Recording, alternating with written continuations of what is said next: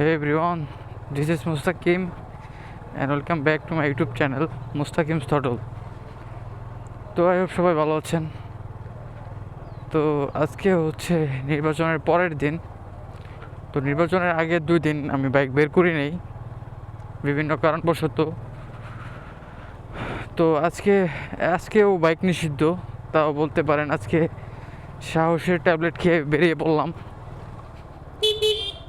তাও একা বের হই নেই, আমার সাথে আছে আবির, পিছনে দেখতে পাচ্ছেন। তো আমাদের এলাকাতে দুইটা কেন্দ্র পড়ছে।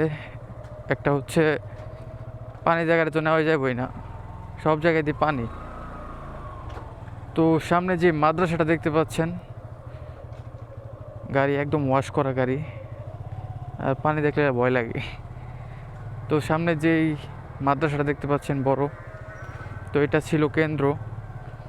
তো আমরা এদিক দিয়ে ঘোরাঘুরি করি, আমাদের এলাকা থেকে বের হতে হলে এই রোড দিয়ে বের হতে হয়। আর ওই সাইড দিয়ে যদি বের হই তাহলে জামগড়া সাইড দিয়ে মেন রোড, ওই সাইডের রোডগুলোও খারাপ, পানিবন্দি। তো এদিকে সবসময় রোডে আর্মি, পুলিশ, বিজিবি এগুলো থাকাতে আমরা এলাকাতে বাইক নিয়ে ঘুরতে পারি নাই।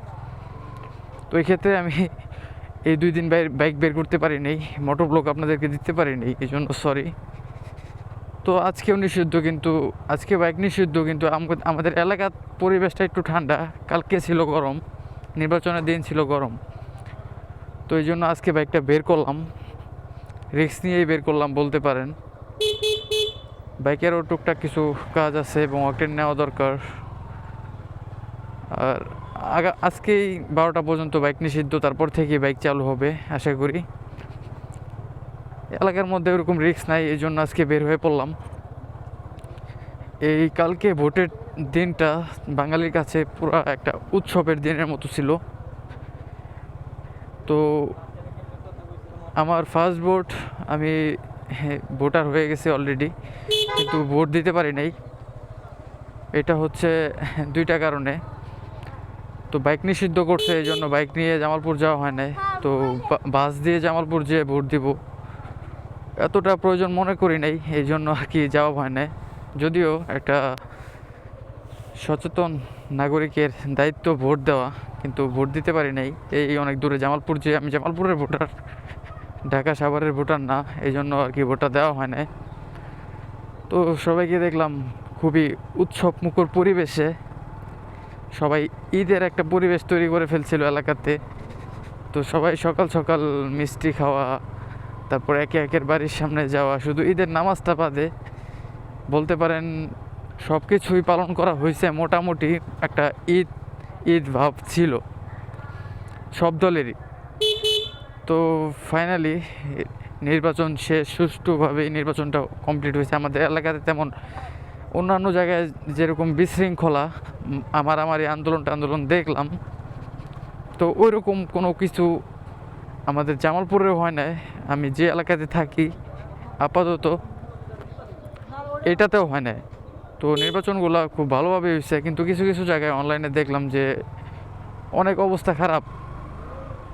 তো মারামারি, কাটাকাটি, পুলিশের আর্মির মারামারি, আরও কত কিছু দেখলাম।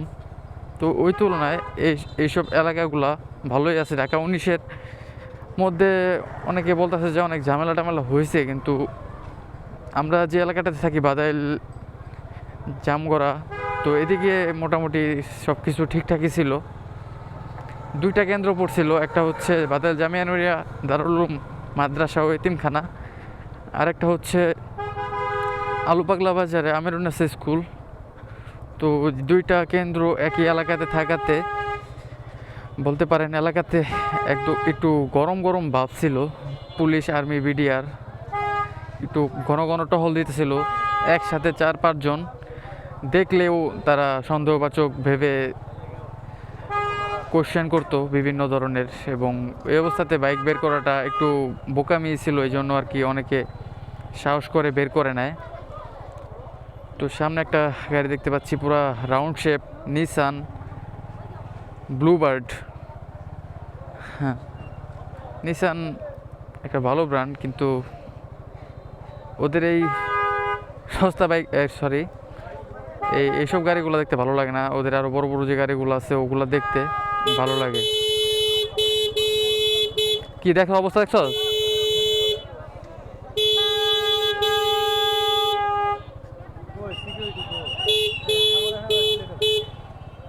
ওদিকে দেখছেন অবস্থা? যাত্রী না তাহলে এমনি হইব। তো এই রুটটাতে সবসময় একটু জ্যাম জট থাকেই বলতে পারেন। তো এই অবস্থাতে যদি আবার প্রাইভেট কার তারপর ট্রাক এগুলো ঢুকে তাহলে এই রোডের পুরা অবস্থাই খারাপ হয়ে যায়। তো নতুন একটা রেস্টুরেন্ট হচ্ছে কাশফুল ফুড ভিলেজ, তো এখানে এখন পর্যন্ত ট্রাই করা হয় নাই। তো এই সাইডটাতে একটু ভিড় থাকেই সচরাচর।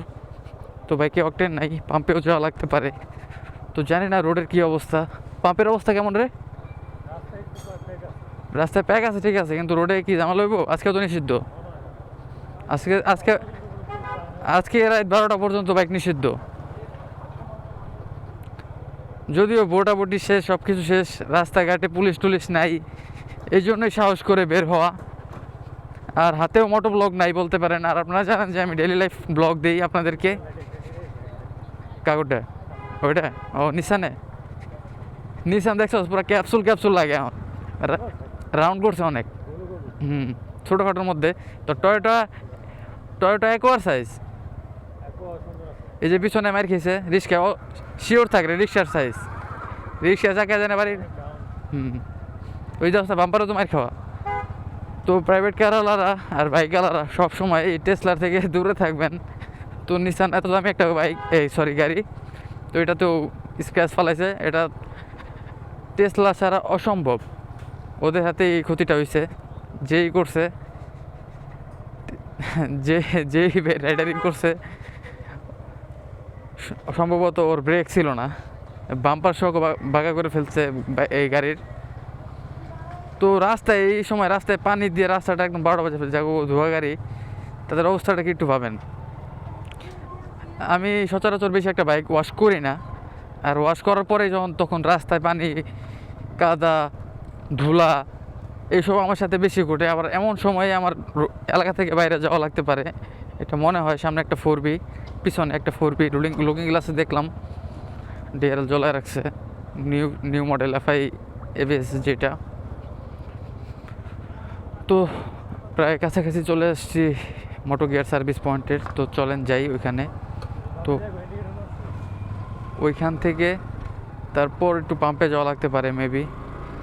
তো অনেকদিন বাইক টান দেওয়া হয় না, 3-4 দিন যাবৎ বাইক ছিল ভিতরে। তো আজকে সচরাচর বের করার ইচ্ছা ছিল না, তাও বের করলাম। তো এখানে কাজ শেষ করি, আবার আসছি আপনাদের মাঝে। বাইক করে লাইছি আজকে ভাই। মোটো গিয়ার সার্ভিস পয়েন্টে মোটামুটি ভালো ভিড়, মোটামুটি গ্যারেজে এবং আশেপাশে বাইক দেখা যাচ্ছে। তো কালকের তুলনায় আজকে এলাকার ভিতর সাইড হওয়াতে, হাইওয়ে না থাকাতে এবং রোড কাটে পুলিশ ওরকম দেখা যায় না, এই জন্য সবাই বাইক নিয়ে বের হয়েছে। তো এই ছিল নির্বাচনের আপডেট, এই জন্য 2-3 দিন ভিডিও দিতে পারি নাই, এলাকাতে পুলিশ আর্মিতে ভরা ছিল। তো ভিডিওটা এখানে শেষ করে দিই, এখানে কিছুক্ষণ আড্ডা দিব, গাড়ি কিছু কাজ আছে এগুলো শেষ করব। আবার দেখা হবে নতুন কোনো ভিডিওতে, নতুন কোনো ব্লগে।